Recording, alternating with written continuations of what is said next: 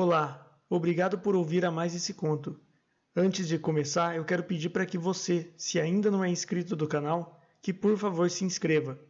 Tenho notado que muitas pessoas que me escutam, cerca de 80%, não se inscrevem no canal. Então, para me ajudar e fazer com que ele cresça, eu peço para que você se inscreva também.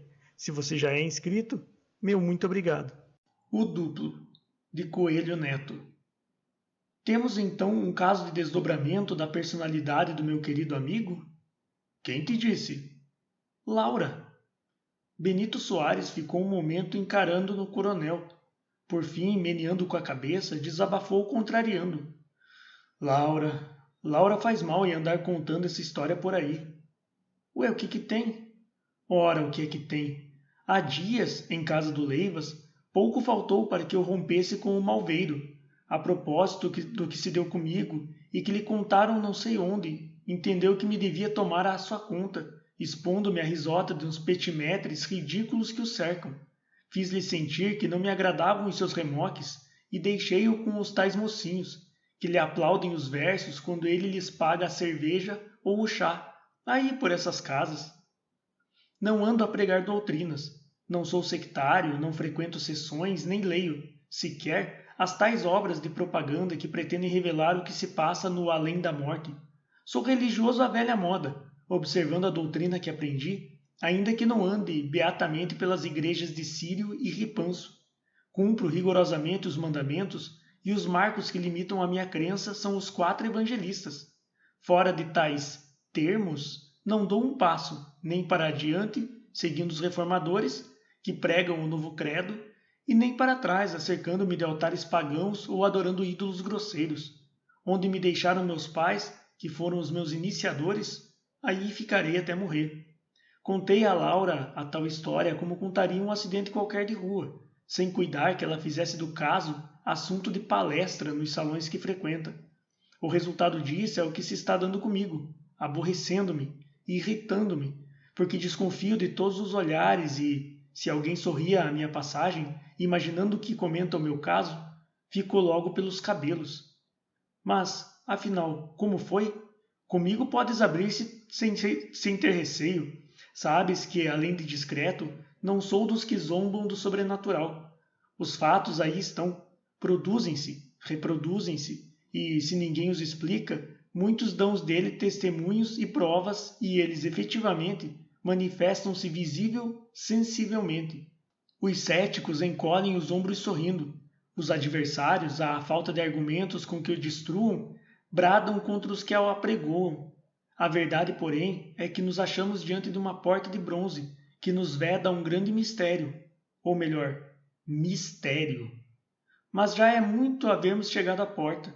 Sente-se que além dos túmulos, que são limiares de outro mundo, há alguma coisa que ninguém sabe o que é. A porta mantém-se fechada, deixando apenas passar um rastinho de luz no qual flutuam indícios, revelações vagas, como átomos nos raios de sol. Mas deixemos as dissertações para mais tarde. Vamos ao teu caso. Foi, então, um desdobramento da tua personalidade? Eu não sei o que foi. Digo-te apenas que passei os minutos mais angustiosos da minha vida.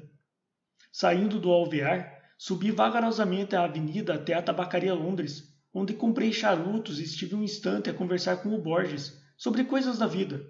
O Borges anda com a mania dos marcos. Possui não sei quantos milhões e espera que a Alemanha recomponha as finanças para aturdir-nos, a nós e ao mundo, com a vida maravilhosa que tem toda em plano. O que me está parecendo é que o pobre está com o juízo em pior estado do que as finanças germânicas.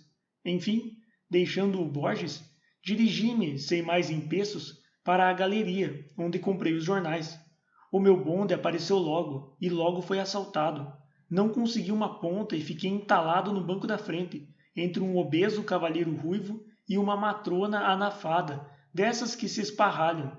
O bonde partiu e, oprimido pelas 2 enxúndias, dificilmente consegui abrir um dos jornais. Pus-me a ler, ou antes, a olhar a página, porque, em verdade, a minha atenção vagueava aí por longe. Os olhos passeavam pelas palavras, sem que o espírito lhe colhesse o sentido, como deve acontecer com os aviadores que veem, de muito alto, todo o panorama de uma cidade em mancha, sem distinguir os bairros, as ruas, os edifícios, apenas o alvejamento das casas, a placa cintilante do mar, o relevo dos montes. Sentia-me atraído por alguma coisa. Voltei página do jornal, a mesma confusão, o mesmo empastamento. Foi então que levantei a cabeça, olhando em frente, e vi meu amigo. Viste? A mim mesmo. A mim. Eu. Eu em pessoa, sentado de frente de mim, no banco da frente que dá as costas à plataforma. Era eu. Eu! Como refletido em um espelho. E certo, estremeci vivamente, incomodando os meus companheiros laterais, porque ambos voltaram-se encarando-se de má sombra. Pasmados, sem poder desfitar os olhos daquele reflexo, que era em tudo eu, nas feições, na atitude, no trajo, não parecido, mas reproduzido em exteriorização, pensei de mim comigo. Se tal se dá, é que o meu espírito, alma ou lá o que seja, exalou-se de mim, deixando-me apenas o corpo, como a borboleta deixa o casulo em que se opera a metamorfose. Assim, pois, o que ali se achava no bonde era uma massa inerte, sustida pelos dois corpanzis que ladeavam, e em menos de um segundo vi todo o horror da cena, que seria cômica se não fosse trágica, que se daria com a retirada de um daqueles gordos. Desamparado, o meu corpo vazio tombaria. Dar-se-ia então o alarma. Todos os passageiros de pé, a verificação da minha morte, o reconhecimento do meu cadáver pelo condutor e a minha entrada fúnebre em casa. Que angústia, meu amigo! E o outro lá estava em frente a olhar-me como se gozasse com o meu sofrimento. Lembrei-me então de fazer um movimento com os braços, com as mãos. O receio, porém, de ser a minha vontade atendida pelos nervos fez-me hesitar. Mas eu pensava, raciocinava. Sim, mas o corpo não esfria de repente, e tais pensamentos e tais raciocínios podiam ser ainda restos de energia da alma que me houvessem ficado nas células, como fica nas polias o movimento ainda depois do motor parado. Sentia-me rígido, petrificado, e tinha a sensação de frio, como se me fosse congelando, a começar pelos pés, e o outro sempre encarado em mim. Fiz um esforço supremo, como se quisesse levantar o bonde com todos os passageiros que ele continha, e, arremessando os braços, pus-me de pé. A matrona levantou a cabeça com atrevimento e olhou-me com tal carranca que eu pensei que me fosse agatafunhar, ou, com a força dos braços, que eram duas coxas, atirar-me do bonde abaixo, e o ruivo roncou ameaçadoramente, aprumando a cabeçorra quadrada de Ulano com um entono de desafio. Mas que me importavam ameaças? A minha alegria era grande e tornou-se maior quando, ao procurar com os olhos o meu outro eu, não o vi mais. Teria descido? Não, não descera.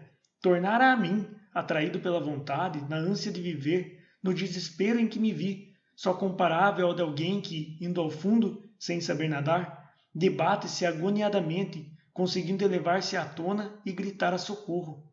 E tudo isso, meu amigo, não durou talvez um minuto, e eu guardo de tais instantes a impressão penosa de um século de sofrimento.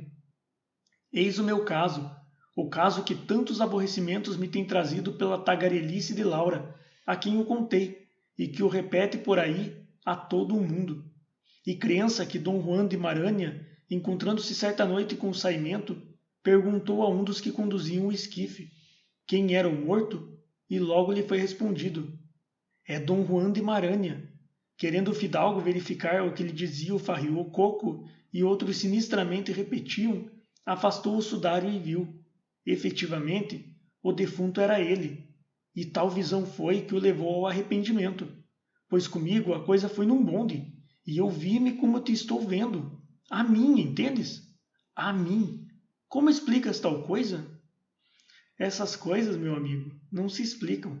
Registram-se, são observações, fatos, elementos para a ciência do futuro, que será, talvez, ciência da verdade.